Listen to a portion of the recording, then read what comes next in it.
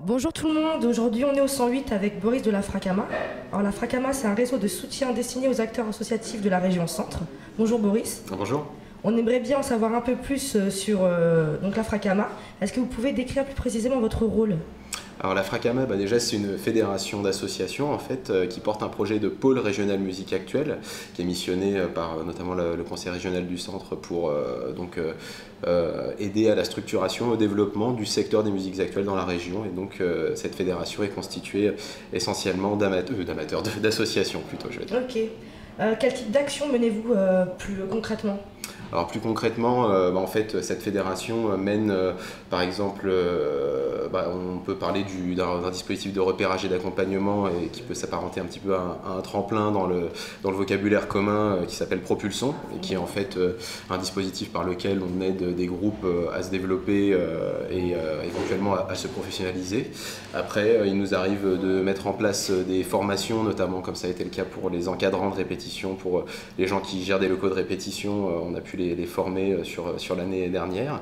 Après, on a tout un tas de projets communs en fait qui permettent notamment aux artistes et aux programmateurs, aux salles de la région, de rationaliser un petit peu la programmation qui peut se faire dans leur lieu.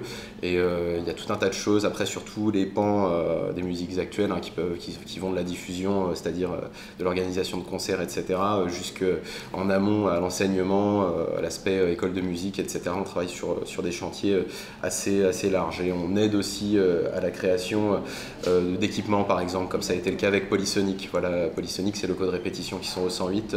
La Fracama était au centre des débats et des décisions pour pouvoir faire en sorte que ce projet voit le jour, en fait. Ok, et donc ça marche comment si quelqu'un sollicite votre aide ?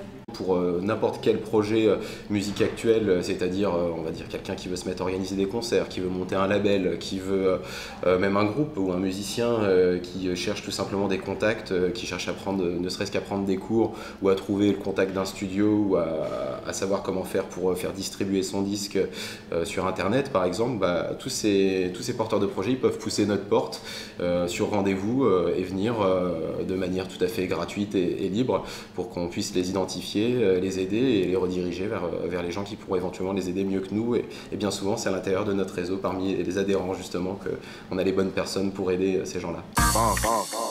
Tu peux nous faire part d'exemples de projets menés à bien jusqu'ici ? Tout simplement, par exemple, vu qu'on est labellisé, on est point d'appui Envie d'agir. On est expert musique actuelle pour tout ce qui est projet Envie d'agir. Donc tous ces projets, défis jeunes, projets jeunes qui passent nécessairement par des structures comme la nôtre, des structures d'accompagnement. Tous ces projets, à un moment, tous les projets qui ont trait à la musique et qui sont déposés notamment dans le Loiret, dans le cadre du défi jeune ou du projet jeune, sont passés par chez nous. Donc tous les lauréats, par exemple, pour vous donner sur ces dernières années, il y a assez longtemps Sukhoi Fever, il n'y a pas très longtemps il y a eu Wait and See par exemple, et la plupart de toute façon des projets musicaux qui sont aidés par Envie d'agir sont forcément, même l'intégralité, sont passés par là. Après il y a ceux qu'on accompagne dans le cadre du Propulson, où là c'est vraiment un cadre très particulier, on les sélectionne à travers un jury, etc. Et presque tous les groupes entre guillemets les plus développés de la région sont passés un moment par chez nous, comme par exemple Gravity Slaves, comme Sukhoi Fever par exemple dont je parlais tout à l'heure. Il y a eu aussi il y a pu y avoir aussi ces derniers temps plutôt Psychologist and His Medicine Band, il y a eu Medkilla que vous avez eu en interview d'ailleurs récemment.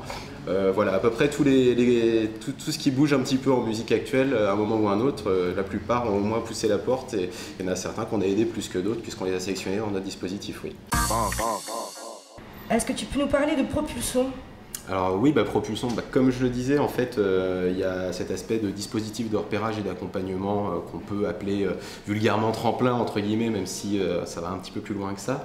Et ça, c'est donc un dispositif qui nous permet chaque année de sélectionner un certain nombre de groupes dans la région et de groupes toujours sur des esthétiques de musiques actuelles amplifiées. Et pour le coup, ensuite, on les amène à aller un petit peu plus loin dans leur projet. En fait, on leur demande de poser candidature avec exclusivement des rendez-vous en fait, auprès de nos adhérents qui reçoivent chacun de ces groupes et qui ensuite nous donnent un peu leurs impressions impressions et leurs préférences. Et on a un jury à la fin de tout ça qui nous permet d'identifier quels sont les projets que notre réseau d'adhérents, de salles de concert, de locaux de répétition, de labels, de studios, etc. Qu'est-ce que nous, on est capable de faire pour ces projets-là. Vous faites comment le repérage des groupes ? En fait, notre première mission, entre guillemets, c'est de recenser les acteurs des musiques actuelles dans la région. Donc en fait, on a dans une base de données avec tous les groupes de la région, avec leurs contacts, leurs mails, leurs téléphones, etc. Et on communique auprès d'eux chaque année au moment de la sélection du Propulson pour leur dire, voilà, il y a une nouvelle session qui arrive, on leur explique quel est le cadre, quelles conditions dont on a besoin pour les accompagner sont réunies, et s'ils souhaitent candidater, ils prennent contact avec les lieux dans lesquels ils peuvent prendre ce rendez-vous de candidature, et ensuite quelques semaines voire 2 mois plus tard à peu près on rend une sélection qui nous permet après d'aller diagnostiquer chacun des groupes, et pendant toute une année on va leur apporter un accompagnement personnalisé en fait. Merci Boris pour avoir répondu à des questions. Mais de rien. Et à bientôt. Salut. Sur funkit.com. That's right.